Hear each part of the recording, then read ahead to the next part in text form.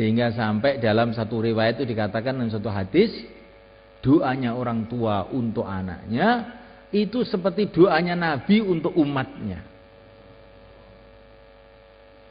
Maka hati-hati itu jadi ayah jadi ibu itu. Doa-doa kamu itu sangat bernilai. Tapi bagaimana kita mungkin berdoa kalau kita tidak tahu nilai apa yang kita minta itu? Kalau orang itu tahu nilainya anak hafid Quran, bahwa nanti akan berikan syafaat pada hari kiamat kepada keluarganya. Kalau dia membaca Quran, ayahnya dapat pahala, ibunya dapat pahala.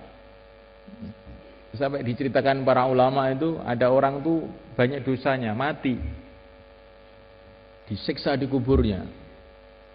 Anaknya waktu itu masih kecil, anaknya agak besar, terus pergi ke masjid mulai belajar Bismillahirrahmanirrahim. Langsung Allah mengatakan kepada malaikat yang bagian nyiksa di kubur itu, hentikan. Anaknya di dunia membaca kalamku, kok ayahnya dikubur disiksa? Tidak. Jangan disiksa lagi. Maka semulaikan Allah SWT, kalau kita tahu nilainya anak belajar agama, anak jadi orang yang soleh, ini betul-betul tahu, pasti kita ini akan merengek-rengek doa kepada Allah. Dan itu anak itu kalau soleh semulaikan, biasanya akan menurunkan keturunan orang yang soleh, terus berantai-rantai sampai kiamat. Kalau tidak keturunannya, ya ilmunya akan berantai-rantai, bersambung-sambung, manfaatnya sampai kiamat, dan kita dapat pahalanya terus. Maka anak soleh itu penting mulaikan.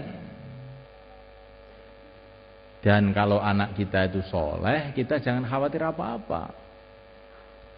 Sayyidina Umar bin Abdul Aziz, ini khalifah pada tahun 100 Hijrah. Ini cucunya Sayyidina Umar bin Khattab, yang amalannya itu mirip dengan Sayyidina Umar bin Khattab. Ketika beliau mau wafat, itu anak-anaknya kecil-kecil di sampingnya. Anaknya itu pakaiannya itu sederhana-sederhana, tambal-tambal, saking miskinnya. Padahal beliau ini khalifah, presidennya waktu itu, rajanya pada waktu itu. Sehingga family-familinya itu datang kepada Sayyidina Umar. Ya Amirul Mukminin, ini anak-anak kamu kayak begini ini. Ini saya punya harta halal 100%. Saya berikan kepada kamu. Saya tidak perlu harta, sudah mau mati, untuk apa harta? Kalau engkau tidak mau, kau kasihkan anak-anak kamu. Tidak perlu anak-anak saya harta. Kan miskin-miskin anak kamu, tidak perlu.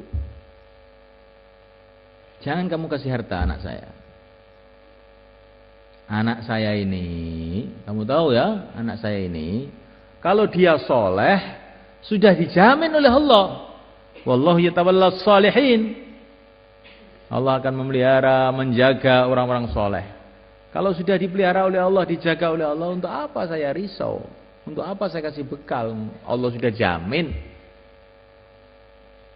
Kalau anak saya ini nakal, nah, anak nakal kok dikasih bekal, nanti tambah untuk nakal nanti. Enggak usah kamu bantu apa-apa anak saya. Kemudian beliau wafat. Setelah beliau wafat, apa yang terjadi? Anak-anaknya yang miskin-miskin tadi tidak lama kemudian jadi orang-orang kaya, jadi dermawan-dermawan. Kalau sedekah itu kadang-kadang satu hari 100 unta, 100 kuda. Ini barokahnya amalan orang tuanya. Dan husnuzonnya orang tuanya kepada Allah. Jadi wali murid itu jangan berpikir, nanti kalau anak saya itu untuk agama, nanti terus bagaimana makannya, minumnya. Loh, itu pikirannya tidak benar. Ini yang dikasih cerita. Ada satu orang datang ke Pakistan, ke Rewin, ketemu Syekh Abdul Wahab. Maka orang tadi mengatakan, Syekh, anak saya ini 5, yang 4 itu sudah punya pekerjaan semua, sudah mandiri semua. Tapi yang satu ini hanya ngaji saja, Syekh. Doakan ya supaya ini yang ngaji ini apa itu ya dapat pekerjaan, dapat penghidupan yang baik. Maka Syekh Abdul Wahab itu marah, melotot. Bodoh kamu. Orang yang sudah amal agama dekat kepada Allah malah kamu risaukan. Anak kamu yang ngurus dunia saja malah katanya sudah kamu rasakan aman. Kamu itu minta doa keliru. Mestinya kamu itu yang 4 ini belum amal nih Syekh, kamu doakan dia dapat hidayat begitu, bukan yang sudah amal malah kamu risaukan, yang tidak amal malah tidak kamu risaukan. Ini orang kualik ndasmu. Ngoten lho, Pak, pikirane wong ngoten niku. Mboten. Niki mun kula tingali mulai zaman biyen. Mulai zaman dulu enggak ada kiai kelaparan tuh enggak ada. Malah sekarang tuh banyak kiai mati karena kegemukan. Ya. Kebanyakan makan. Ya. Bukan kelaparan. Kemarin saya baru akad walimah di Syafi'iyah itu, ada anak-anak yang saya kirim ke Bunta itu. Maka wali muridnya saya kasih tahu itu, ini loh anak kamu itu. Ngaji aja di sana, sekarang di sana dipanggil kiai. Coba kamu taruh di Ngawi itu, rumahnya Ngawi itu. Nanti kan enggak jadi apa-apa itu. Di sana jadi punya pesantren, dipanggil ustadz, dipanggil kiai, orang menghormati dia gara-gara agama. Gak usah kamu pikirkan makanannya. Sampai sekarang itu juga masih makan terus anak kamu. Gemuk lagi ini sekarang. Jadi jangan gara-gara urusan-urusan dunia kemudian kita ini lemah dalam mendidik anak kita untuk agama. Ini bukan berarti terus orang agama itu nggak boleh kerja, bukan begitu. Tapi jangan takut urusan itu. Kalaupun orang agama itu kerja, niatnya ibadah, cari rezeki yang halal itu ibadah. Tapi rezeki itu sudah ditulis. Rezeki sudah ditulis oleh Allah. Kalau orang itu memang ditulis oleh Allah itu kaya, ya tetap kaya. Kalau ditulis miskin, ya tetap miskin. Tidak ada kaitan dengan kecerdasan, tidak ada kaitan dengan kepintaran, tidak ada kaitan dengan ijazah. Itu saya punya kiai di Banten tuh, Mbah Tim itu, Abah Dimyati itu. Beliau cerita sama saya itu, Gus, saya ini sejak kecil ngaji aja sampai tua begini. Tapi perasaan saya ini kok ilmu yang saya dapatkan itu sedikit saja. Tapi saya ini nggak pernah belajar cari uang, nggak pernah sekolah, SD aja juga tidak. Tapi uang saya banyak Gus sekarang. Rumah saya di mana-mana. Sawah saya juga banyak. Sudah tua saya baru tahu itu. Rezeki itu dari Allah. Paham insyaallah? Nah. Karena ini wali murid itu macam-macam, ya. Walaupun macam-macam bagaimana, tanamkan yakin.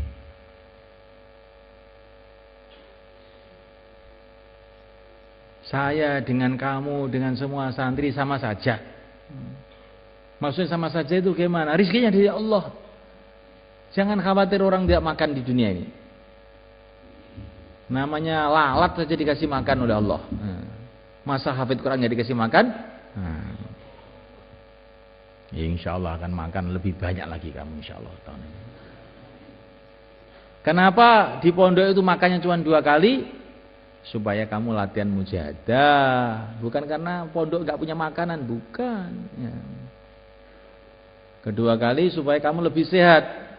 Untuk ilmu-ilmu kedokteran yang paling canggih sekarang itu, kebanyakan orang itu sakit gara-gara banyak makan, bukan karena kurang makan. Yang ketiga kali, yang lebih penting lagi, memang rezeki kamu ya 2 kali itu. Nah, ini yang paling penting. Ya.